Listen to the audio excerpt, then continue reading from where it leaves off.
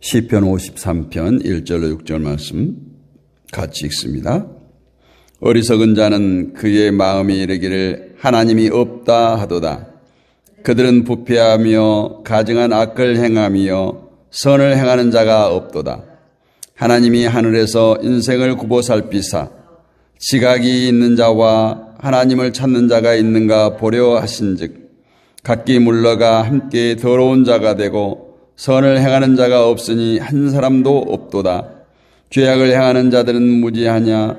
그들이 떡 먹듯이 내 백성을 먹으면서 하나님을 부르지 아니하는도다. 그들이 두려움이 없는 곳에서 크게 두려워하였으니 너를 대항하여 진친 그들의 뼈를 하나님이 흩으심이라. 하나님이 그들을 버리셨으므로 내가 그들에게 수치를 당하게 하였도다. 시온에서 이스라엘을 구원하여 줄 자 누구인가? 하나님이 자기 백성의 포로 된 것을 돌이키실 때에 야곱이 즐거워하며 이스라엘이 기뻐하리로다. 아멘. 할렐루야. 한 주간도 새벽을 깨우시느라 수고하셨습니다. 하나님께서 약속하신 말씀대로 말씀을 붙들고 기도할 때 반드시 하나님의 역사를 보게 될 줄로 믿습니다. 오늘 말씀은 타락한 인간들의 무지함에 대한 다윗의 시인데요. 오늘 우리가 사는 시대가 정말 지혜의 시대다. 아니, 지식의 시대다. 이렇게 불리는 세상에서 살고 있습니다. 과학과 기술은 엄청나게 발전했고 인간의 지식은 하늘에 닿을 만큼 높아졌습니다. 또 요즘에 인터넷 기반, AI 기반, 정말 우리가 노력하지 않고도 지식을 얼마든지 습득할 수 있는, 정보를 습득할 수 있는 그런 시대가 우리 앞에 펼쳐지고 있습니다. 그러나 그러한 지식과 인간 문명의 발전의 중심에는 하나님을 인정하지 않으려는 교만이 그와 비례해서 커가고 있다라는 거예요. 오늘날 교회가 어려움을 당하고 있는 것이 무엇일까요? 인간의 풍요함입니다. 하나님 없어도 살 수 있다고 하는 인간의 교만입니다. 하나님이 없다. 이것이 오늘날 우리 인류의 철학이요, 사상의 기초가 되어버렸어요. 그러나 오늘 시편 53편에서 다윗은 분명하게 선언합니다. 어리석은 자는 그 마음에 이르기를 하나님이 없다 하도다. 하나님이 없다 하는 자는 어리석은 자다. 어리석은 자는 하나님이 없다 한다는 거예요. 이 구절은 단순한 무신론의 선언이 아니에요. 도덕적 타락, 영적인 타락에 대한 고발이에요.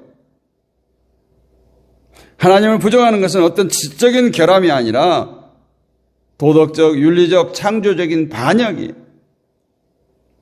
하나님의 창조 역사 속에서 살아가는 그 미미한 인간이 하나님이 없다는 말은 나는 내 마음대로 살아보겠다 하는 거 아니에요?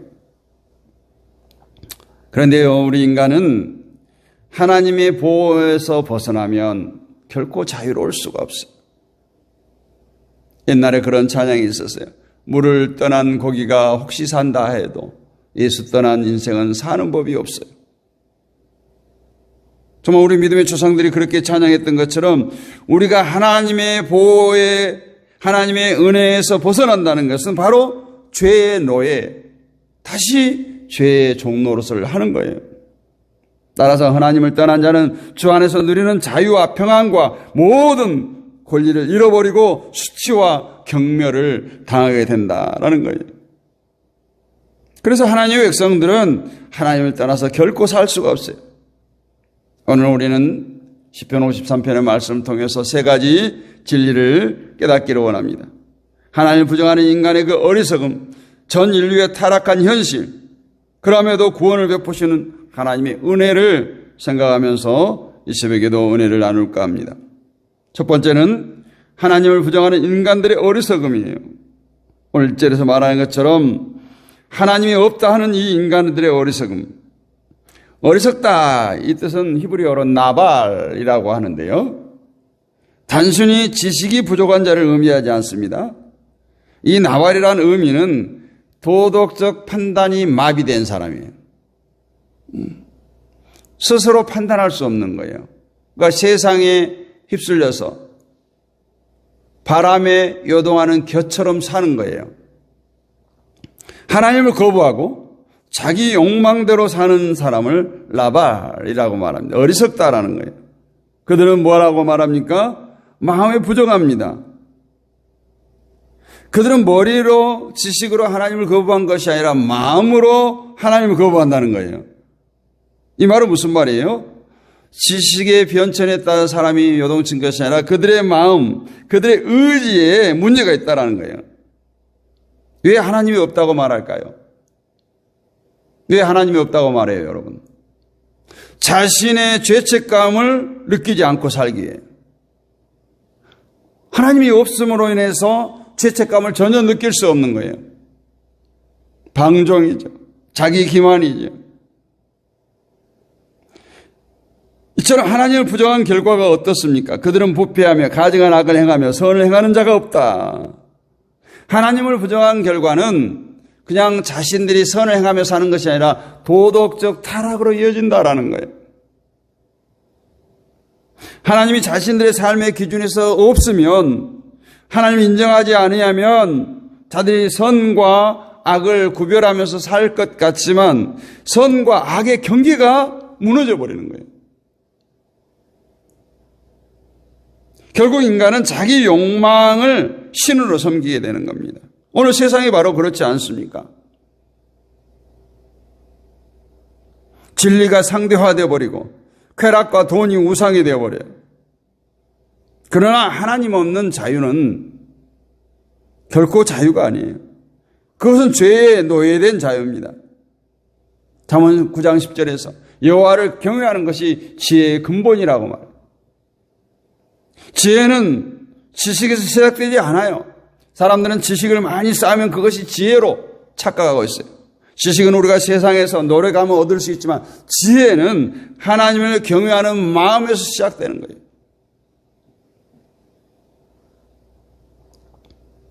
우리가 이 아침에도 생각해 볼 것은 그럼 나는 어떠한가 하는 거예요. 나는 어떠한가? 하나님을 인정하고 그분의 뜻을 구하며 살아가는가? 혹시 나도 내 심중에 하나님이 없어도 괜찮다, 이런 자그마한 생각으로 세상의 흐름에 동조하고 있지는 않는가? 돌아보는 이 아침이 되기를 원합니다.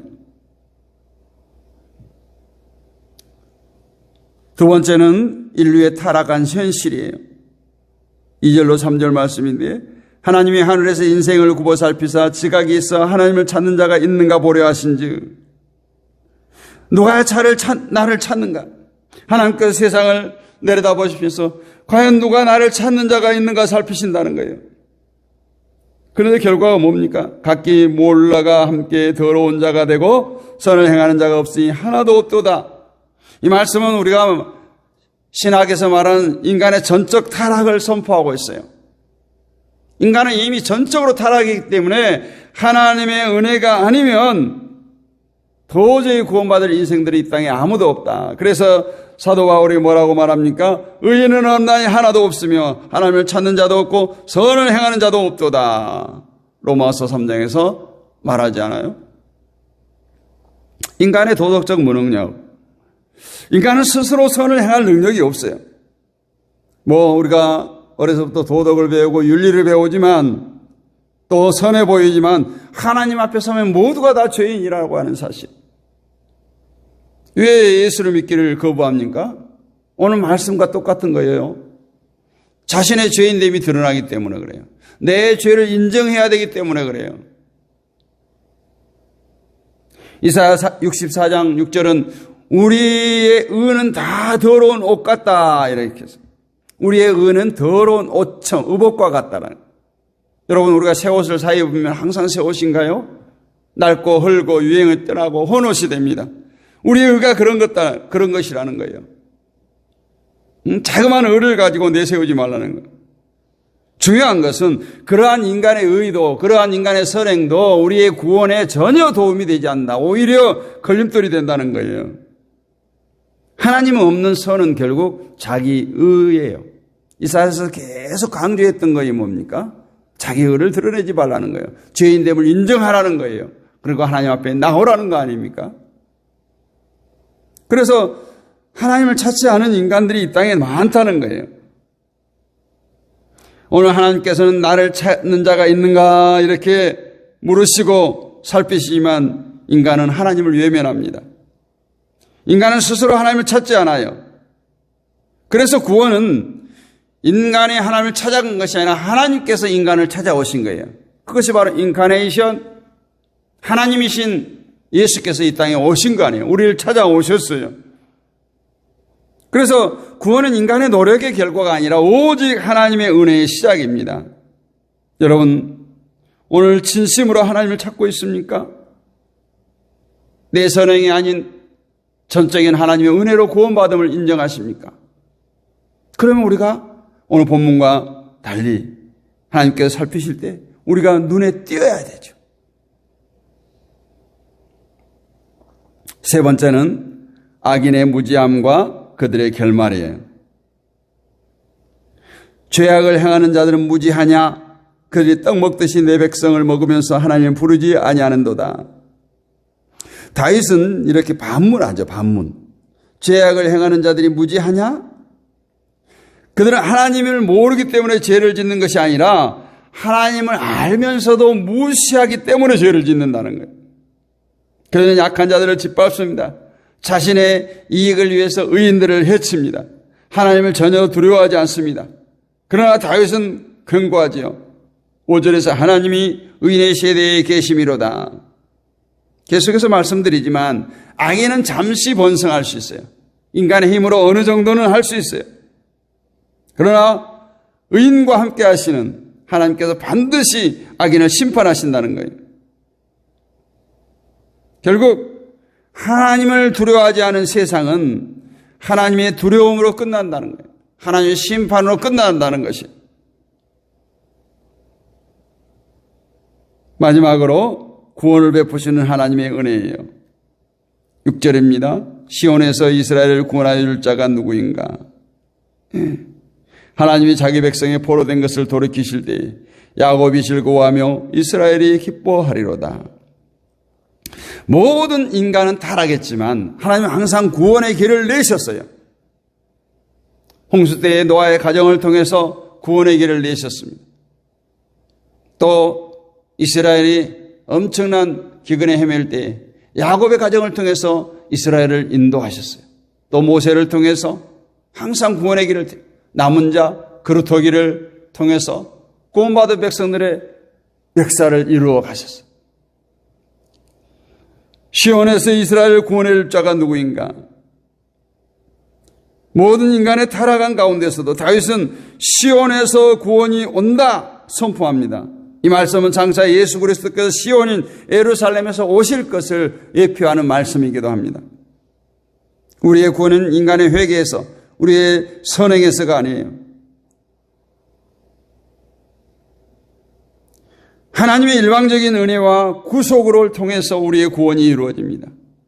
예수님이 바로 그 시온의 구원자십니다. 그분은 우리 죄를 대신 지시고 십자가에 죽으셨어요. 우리를 의롭다 하시기 위해서 부활하셨어요. 그 구원을 믿는 자는 두려움에서 벗어나 기쁨으로 살아갑니다. 나는 오늘 예수 그리스도를 나의 유일한 구원자로 믿습니까? 타락한 세상 속에서 나는 어떻게 하나님의 백성답게 살고 있습니까? 오늘 시편 53편은 우리에게 인간의 실상을 잘 보여주고 있습니다. 인간은 스스로 하나님을 찾지 않는다고 하는 사실, 하나님 없는 인간의 지식은 어리석다고 하는 것. 그러나 하나님은 여전히 구원의 통로를 만드시고 우리를 구원의 길로 인도하신다는 겁니다. 오늘 또 하나님은 우리에게 말씀합니다.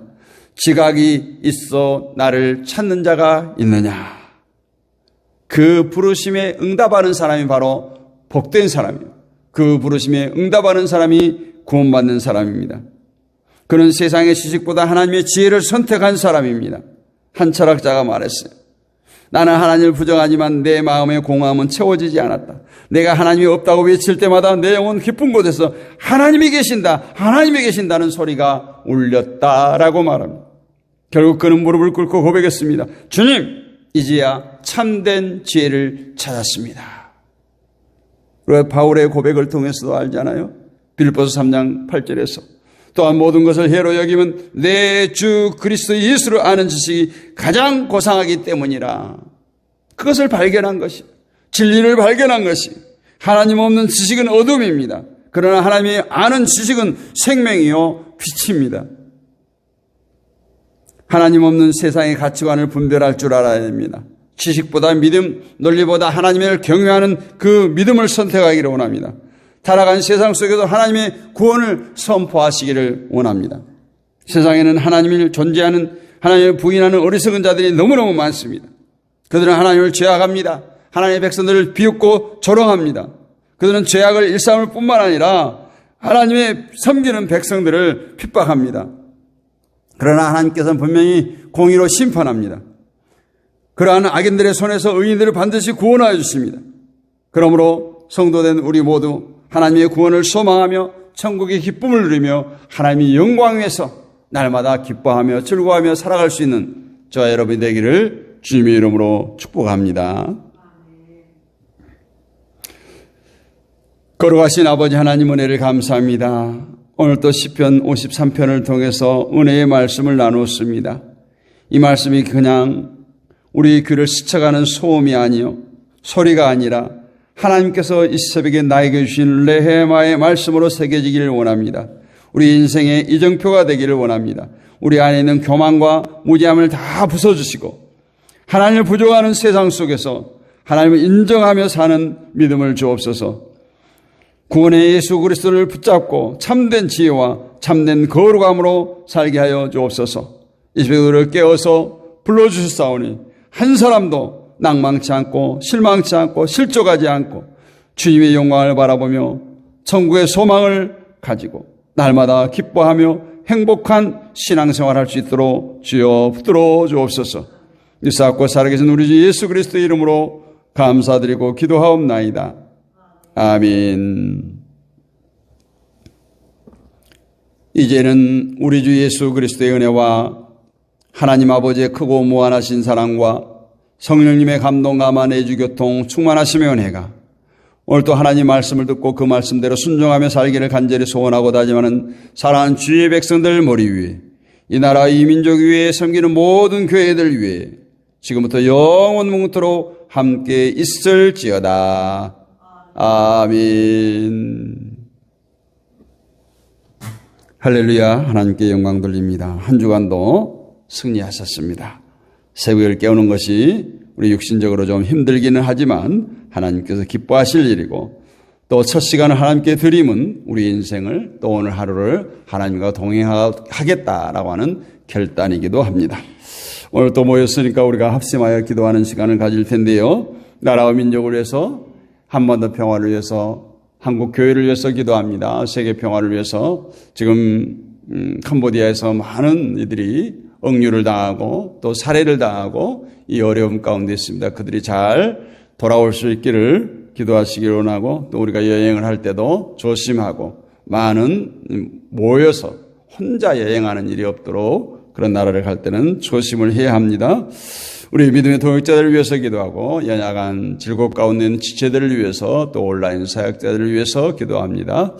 또 우리 다음 세대들, 우리 자녀들, 우리 사랑하는 이웃들, 친척, 친구, 이웃들의 영혼을 붙들고 기도합니다. 오늘은 금요일입니다. 우리 가정들과 교회와 사업장, 직장을 위해서 집중적으로 기도하도록 하겠습니다. 우리 주여 크게 한번 외치고 기도하겠습니다. 주여! 아버지여! 아버지여! 아버지여!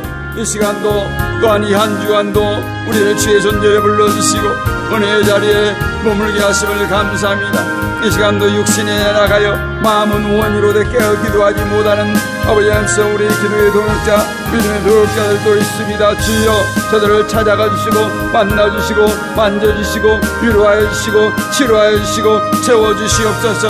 아버지 하나님 상한 심령들을 어루만져 주시고 육신의 질곡 가운데 있는 자들 주께서 강권적으로 붙들어 주시고 능력에선 피운선으로 만져주시옵소서. 특별히 기도하옵기는 우리 가정들을 위해서 기도합니다. 믿음의 가정들이 하나님의 말씀이 굳게 서가기를 원합니다. 그감의 원수의 사단 마귀가 틈타지 못하게 하옵시고 오직 임마누엘로 주의 보혈로 믿음의 가정들을 덮어주시옵소서. 아버지께서 우한절구가 틈타지 못하게 하옵시고 오직 예수 그리스도의 영광이 우리들의 가정들을 통해서 드러나기를 원합니다. 주님만 섬기는 귀하고 복된 가정들 되기를 원합니다.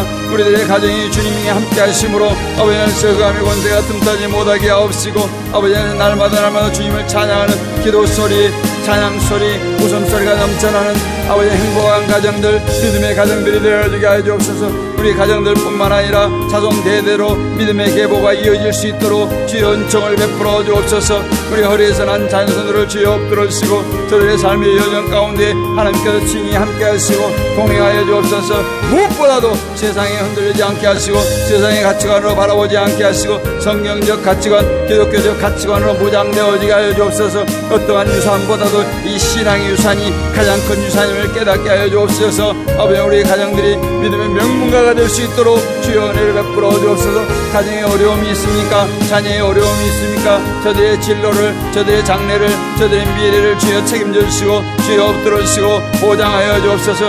우리 섬기는 교회들을 주여 엎드려 주옵시고 교회가 든든하게 세워져 가기로 합니다. 건강한 교회 되기로 원합니다. 더욱더 젊은 교회 되기로 합니다. 아버지 하나님 교회가 부흥을 외치기 전에 성장하는 교회, 성숙한 교회들 되기를 원합니다. 아버지 하나님께서 교회가 정말 이 땅의 마지막 소망임을 깨닫게 하여 주옵시고 아버지 진리의 등대의 삶을 잘 감당할 수 있는 교회들 되게 하시고 아버지 교회가 진리를 외치며 회개를 외치며 이 땅에 아버지 비전을 제시하며 아버지 하나님께서 참된 소망을 선포하며 달려갈 수 있는 참된 그리스도의 교회가 되게 하여 주옵소서. 아버지 지역의 많은 영혼들을 살리고 도시를 살리고 나라를 살리고 열방을 살리는 아버지 구원의 방주의 사명을 감당케 하여 주옵소서. 이 땅에 교회들이 많이 있습니다. 교회가 바로 서기를 원합니다. 교회가 교회다워지기를 원하고 교회가 교회의 사명을 감당하기를 원합니다. 주여! 주여! 주여! 역사하여 주옵소서. 아버지 나로부터 아버지 하면서 기도의 불쏘시가 되게 하시고 부흥의 불쏘시가 되게 하여 주옵소서. 나로부터 아버지 하면서 좋은 성도, 좋은 교회가 이루어질 수 있도록 주여 은혜를 베풀어 주시옵소서. 이 시대도 간구하는 모든 우리의 기도의 소원들을 주여 엎드려 주옵소서. 믿음의 기업들, 아버지 우리 성도들의 사업장을 위해서 기도합니다. 아버지께서 많은 어려움들이 있습니다. 아버지 불경기가 계속되고 있지만 믿음의 기업들이 든든히 세워져 가기를 원합니다. 주여 엎드려 주옵소서. 주여 엎드려 주시옵소서. 또 하나님 성도들이 속한 직장을 축복하여 주옵소서. 성도들 한 사람으로 인해서 그 직장이 복을 받기를 원합니다. 그 직장이 복음화되기를 원합니다. 아버지 하나님께서 조롱하고 핍박하고 기웃는 눈길들 가운데서 의연히 아버지 하나님 직장 생활할 수 있도록 붙들어주시고 아버지 성교적 사명을 감당할 수 있도록 주여 은혜를 베풀어 주옵소서. 아버지 우리 직장인들 저들이 인정받게 하시고 존귀함을 얻게 하시고 승진의 길도 활짝 열어주셔서 직장 생활하는 가운데서도 그것이 성교지라고 하는 선교사의 사명을 잘 감당할 수 있도록 주여 은혜를 베풀어 주옵소서. 믿음의 깊이 든든히 세워져 가기를 원합니다. 주여 믿음의 깊이를 붙들어 주옵시고 주님께서 CEO가 되시고 형인자가 되어주셔서 아마 지혜로 명철로 축복하시되 아버지 믿음의 깊이 든든히 서가게 하시고 이 믿음의 깊이를 통해서 하나님께 마음껏 영광 돌 수 있도록 주여 축복하여 주옵소서. 오 주여 주여 주여 역사해 주옵소서.